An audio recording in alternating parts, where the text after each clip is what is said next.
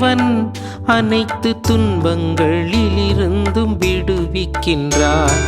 நீதிமான்களை இறைவன் அனைத்து துன்பங்களிலிருந்தும் விடுவிக்கின்றார். என்னுடன் ஆண்டவரை பெருமைப்படுத்துங்கள், அவரது பெயரை ஒருமிக்க மேன்மைப்படுத்துவோம். துணை வேண்டி நான் ஆண்டவரை மன்றாடினேன், அவர் எனக்கு மறுமொழி பகர்ந்தார். எல்லா வகையான அச்சத்தினின்றும் அவர் என்னை விடுவித்தார். அவரை நோக்கி பார்த்தோர் மகிழ்ச்சியால் மிளிர்ந்தனர். அவர்கள் முகம் அவமானத்திற்கு உள்ளாகவில்லை. இந்த ஏழை கூவி அழைத்தான், ஆண்டவர் அவனுக்கு செவிசாய்த்தார்.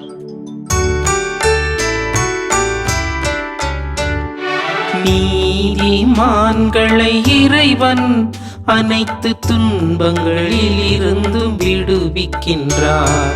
நீதிமான்களை இறைவன் அனைத்து துன்பங்களிலிருந்தும் விடுவிக்கின்றார்.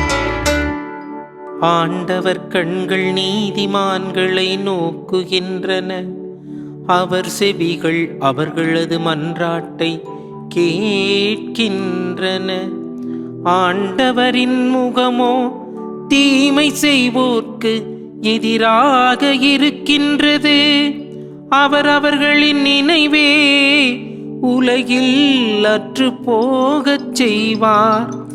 நீதிமான்கள் மன்றாடும் போது ஆண்டவர் செவி சாய்க்கின்றார். அவர்களை அனைத்து இடுக்கண்ணினின்றும் விடுவிக்கின்றார். உடைந்த உள்ளத்தார்க்கு அருகில் ஆண்டவர் இருக்கின்றார். நெய்ந்த நெஞ்சத்தாரை அவர் காப்பாற்றுகின்றார். நெய்ந்த நெஞ்சத்தாரை அவர் காப்பாற்றுகின்றார். நீதிமான்களை இறைவன் அனைத்து துன்பங்களிலிருந்தும் விடுவிக்கின்றார். நீதிமான்களை இறைவன் அனைத்து துன்பங்களிலிருந்தும் விடுவிக்கின்றார். இயேசுவில் எனக்கு மிகவும் பிரியமான மாதா தொலைக்காட்சியின் அன்பு நேயர்களே, உங்களை இந்த தினம் ஒரு திருப்பாடல் என்கிற நிகழ்வு வாயிலாக உங்களை சந்திப்பதிலே மிகுந்த மகிழ்ச்சி அடைகிறேன். நீதிமான்களை இறைவன் அனைத்து துன்பங்களிலிருந்தும் விடுவிக்கின்றார் என்கிற ஒரு மைய கருத்திலே இந்த நாளில் திருப்பாடல் 34 தியானிக்க திரு அவை நம்மை அன்போடு அழைக்கிறது. என்ன ஒரு அழகான ஒரு திருப்பாடல்! ஆண்டவருடைய கருணையை எண்ணி, அவரது இரக்கத்தை எண்ணி, அவரை போற்றி புகழ இந்த திருப்பாடல் நமக்கு அழைப்பு விடுக்கிறது. இந்த திருப்பாடல் தன்னை 4 பகுதிகளாக பிரித்துக் கொள்கிறது. முதல் 4 வசனங்கள், 1 முதல் 4 வரை உள்ள முதல் வசனங்கள் மிக அழகாக ஆண்டவருக்கு நன்றி கூற நம்மை அழைப்பு விடுக்கிறது. ஏனென்று சொன்னால், நாம் செய்த நன்மைகள், நாம் ஏறெடுத்த எத்தனை காரியங்களில் ஆண்டவருடைய மகத்துவம் நம்மோடு இருந்ததல்லவா, அதற்காய் நன்றி கூற ஆண்டவர் அழைக்கிறார். இரண்டாவது 5 முதல் 10 வரை உள்ள வசனங்கள் ஆண்டவர் அவரை நம்பிட அழைப்பு விடுப்பதாக இந்த திருப்பாடல் அமைந்திருக்கிறது. மூன்றாவது 11 14 வரை தீமைகளை எல்லாம் தவிர்த்து விட்டு நன்மைகளை செய்ய ஆண்டவர் நம்மை அழைக்கிறார். இறுதியாக 15 22 வரை உள்ள இறை வார்த்தைகள் நாம் இறைவனை புகழ்ந்திட, இறைவனோடு வாழ்ந்திட நம்மை அழைக்கிற ஒரு திருப்பாடலாக இந்த திருப்பாடல் 4 பகுதிகளை கொண்டதாய் இருக்கிறது. இந்த 4 பகுதிகளும் இணைந்து 2 பகுதிகளாக நமக்கு வெளிக்காட்டப்படுகிறது. முதல் பகுதி ஆண்டவரை நம்புவதும், ஆண்டவர் நமக்கு செய்த எல்லா நன்மைகளையும் நினைத்து அவருக்கு நன்றி கூறுவதும், ஆண்டவர் நம்மோடு இருக்கிறார் என்பதை உணர்ந்து அவரோடு நாம் வாழ்வதும் என்கிற முதல் பகுதியும், இரண்டாவது பகுதி தீயவரும் சரி நல்லவரும் சரி அவர்களுக்கு இனி நடக்க போவற்றை எடுத்து சொல்லி இனிமேல் வருகிற நாட்களில தங்களுடைய வாழ்வை சீர்படுத்தி கொள்ள அழைப்பு விடுக்கிற ஒரு திருப்பாடலாக இந்த பகுதி இருப்பதை நாம் பார்க்கிறோம். ஆண்டவர் எத்துணை கருணை மிக்கவர் என்பதை மிக அழகாய் எடுத்து காட்டுகிற இந்த திருப்பாடல், நினைத்து பாருங்கள், எகிப்திலிருந்து மக்களை விடுவித்தது. எத்தனை எத்தனை துன்பங்கள், இதோ பார்வோன் பின்னால் நிற்கிறான், உங்களை கொல்லப் போகிறான் என்கிற ஒரு நிலையில் முன்னால் செங்கடல் இருக்கிற பொழுது நடக்கவே இயலாத ஒரு காரியத்தை மிக அற்புதமாக அந்த செங்கடலை இரண்டாய் பிளந்து, இப்பொழுது நீங்கள் காண்கிற எகிப்தியர்களை இனிமேல் நீங்கள் காண மாட்டீர்கள் என்று சொல்லி ஒரு அற்புதத்தை நடத்துகிற ஆண்டவருடைய கருணையை, இஸ்ரேல் மக்கள் மீது அவர் கொண்டிருந்த இரக்கத்தை நம்மால் காண முடிகிறது.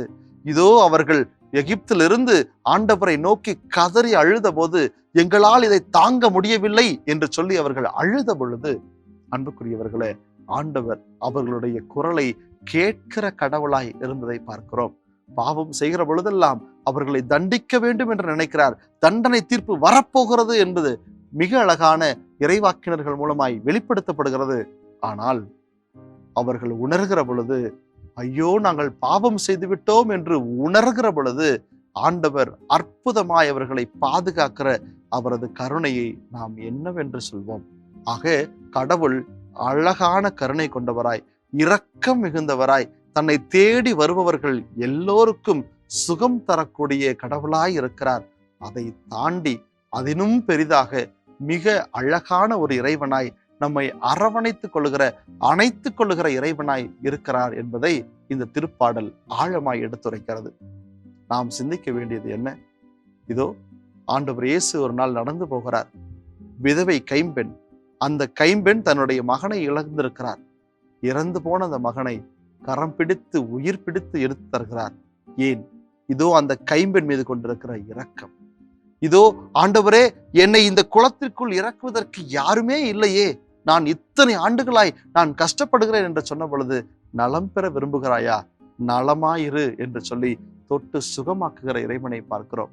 ஆண்டவரே, எனக்கு பார்வை கொடும் என்று சொன்ன பொழுது, நான் விரும்புகிறேன், நீ பார்வை கொண்டிரு என்று சொல்லி பார்வை தருகிற இறைவனை பார்க்கிறோம்.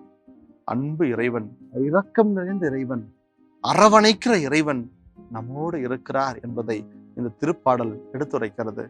ஆண்டவருக்கு நன்றி சொல்ல அழைக்கிறது. நன்றி சொல்லுவோமா?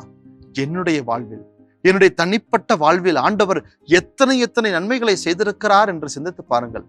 நாம் இந்த நாளில் கண் விழித்தது இறைவனுடைய இரக்கம் அல்லவா? இந்த நாளில் உயிரோடு இருப்பது இறைவனுடைய இரக்கம் அல்லவா? எனக்கு இருக்கிற நோய்களும் எனக்கு இருக்கிற பிரச்சனைகளுக்கும் நான் என்றோ மடிந்து போயிருக்க வேண்டுமே, ஆனால் இந்த அளவும் நான் வாழ முடிகிறதே. என்னுடைய பிரச்சனைகள் எல்லாம் ஆண்டவர் பார்த்து கொள்ளுகிறாரே. நான் ஆண்டவருக்கு நன்றி உள்ளவனாய் இருக்க வேண்டாமா? ஆண்டவர் முடியாது என்று நினைத்த காரியத்தை எல்லாம் மிக அழகாய் நடத்தி காட்டினாரே, ஆண்டவரை நான் நம்ப வேண்டாமா? இந்த ஒரு காரியத்தை தான் இந்த திருப்பாடல் அன்போடு அழைக்கிறது. செவிமடுப்போமா? செவிப்போம். அன்பு தெய்வமே இறைவா, இரக்கம் நிறைந்த இறைவா, உம்மை போற்றுகிறோம், உம்மை புகழுகிறோம். நீர்தாமே எங்களை வழிநடத்துகிறீர், அனுதினமும் எங்களை கரம் பிடித்து நடத்துகிறீர் என்பதை நாங்கள் உணர்ந்திருக்கிறோம். அன்பு செய்கிறோம், இன்னும் அதிகமாய் உம்மை ஆராதிக்கிறோம், உம்மை புகழ்கிறோம். உம்முடைய கருணையை எண்ணி உம்மை ஏத்தி போற்றுகிறோம், உம்மை புகழ்கிறோம். ஆண்டவரே, உம்முடைய கருணையால் தானே நாங்கள் இன்றும் உயிர் வாழ்கிறோம், இன்றும் நாங்கள் இந்த அளவுக்கு வாழ்ந்து கொண்டிருக்கிறோம். நன்றி இறைவா. உடனிருந்து இன்னும் அதிகமாக எங்களை காத்துக்கொள்ள வேண்டுமாய் எங்கள் அனைவரையும் ஒப்புக் கொடுக்கிறோம். நீர்தாமே உடனிருந்து உம்முடைய கருணையால் எங்களை ஆசீர்வதிப்பீராக. எங்கள் ஜெபம் கேளும் ஜீவனுள்ள நல்ல தந்தையே. ஆமென்.